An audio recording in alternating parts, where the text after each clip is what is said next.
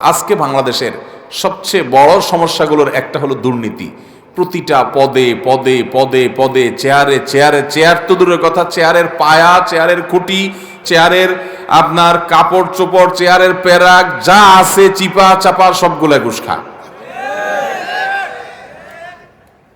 একটা টিকিট কিনতে যাবেন ট্রেনের, নাই, কালোবাজারি হয়ে গেছে, ঠিক না ভাই? ঠিক।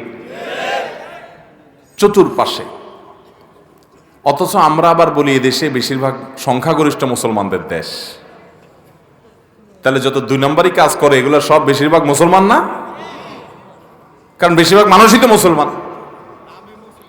নামে মুসলমান। এর নামে মুসলমানের জন্য আল্লাহ জান্নাত তৈরি। অতএব হারাম ছাড়বো তো ইনশাআল্লাহ। যারা সুদের কারবার করেন এই এলাকার, আল্লাহর জন্য এটাকে তালাক দিবেন, ছেড়ে দিবেন, ঠিক আছে তো ইনশাআল্লাহ?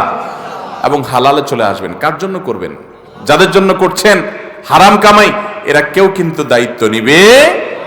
আল্লাহ তাআলা আমাদের সবাইকে হক হালালে চলার তৌফিক দান করুন।